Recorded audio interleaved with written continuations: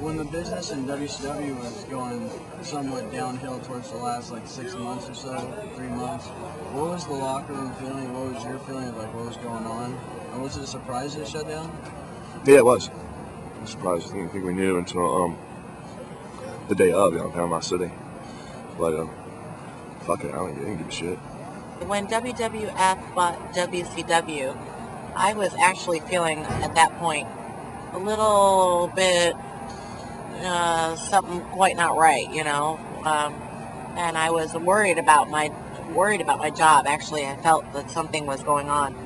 The guys that were in WCW were probably worried about whether they're going to have a job for WWE. So I guess I wouldn't know how to answer that because I wasn't in that position. I think that was probably the worst. Is towards the end when basically everybody knew that the company was going to be getting bought out by WWE, and everybody's kind of wondering what's they're going to still have a job or if they're going to be picked up by WWE or all that. So there was a lot of heat that was going on, a lot of bickering, arguing, fighting, and stuff like that. I thought that WCW was actually great because we should always have options.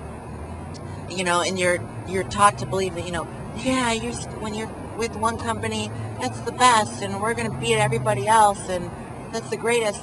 But what the stupidity of most of the guys, what they didn't get was, well, if you're gone here today, where are you going to go?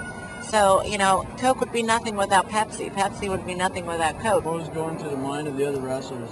The poor wrestling fans. That's what's going through my mind.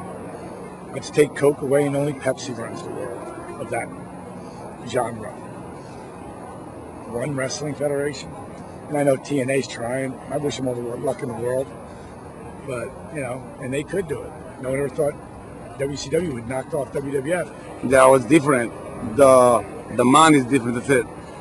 Because in ECW, you do the 110% your job, and WCW did 80%. So most of the guys would go to WCW and just kind of be lazy or get automatic guarantees, and it's all good. Well, the product was going to fail like that, right? So everybody's looking out for themselves. They're not looking at the bigger picture. That was a mistake, and the wrestling fans, they paid the price. What's holding the business back from evolving right now? That the guys in charge aren't doing business. They're not. Look at WWF. Tell me, am I right or am I wrong? How many people wouldn't like to see Booker T in a bigger spot? How many people wouldn't like to see RVD in a bigger spot? But they're being held back because somebody doesn't like them.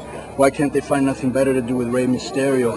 Is Bradshaw the best you can do as a champion? He's obviously a favorite of Jim Ross and Michael Hayes and Bruce Pritchard, that Texas clique. And, business just isn't being done.